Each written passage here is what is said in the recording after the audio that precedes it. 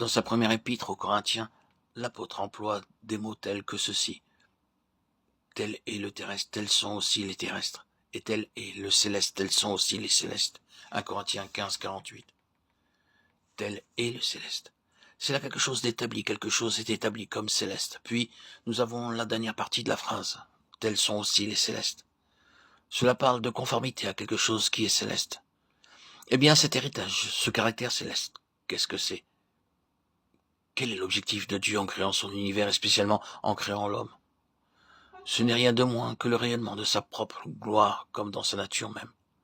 Le rayonnement de sa nature dans sa gloire essentielle. La gloire de la nature de Dieu est quelque chose devant laquelle l'homme pécheur doit tomber sans ressources, prostré, brisé et impuissant. C'est Dieu dans ce qu'il est, sa nature essentielle, dans sa manifestation. Il fit l'homme pour sa gloire, et il fut ainsi fait, ainsi afin que finalement, après que Dieu lui ait amené à la perfection, non seulement en tant qu'être physique, mais en tant qu'être moral, par le moyen de l'épreuve, l'homme soit un véhicule à travers lequel la gloire morale de Dieu soit manifestée, et que Dieu ait tout un univers manifestant Dieu, en ce qu'il est essentiellement dans sa nature morale. C'est là la gloire indicible, et tout cela nous est présenté selon la ligne de la rédemption et en son Fils Dieu, a reluit dans nos cœurs pour faire luire la connaissance de la gloire de Dieu dans la face de Christ.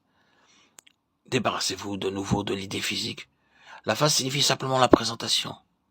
C'est l'homme. La représentation et la gloire de Dieu sont venues en Jésus-Christ de façon représentative.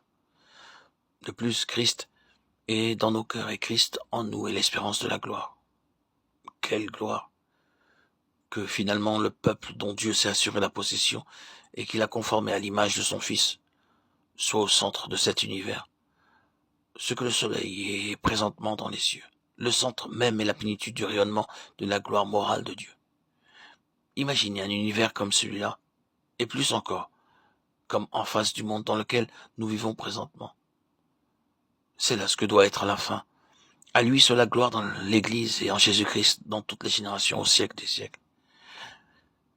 C'est là la pensée céleste de Dieu, le peuple céleste de Dieu, la vocation céleste de Dieu en Christ Jésus. Quelle chose merveilleuse que ce caractère céleste en tant que puissance, principe et nature.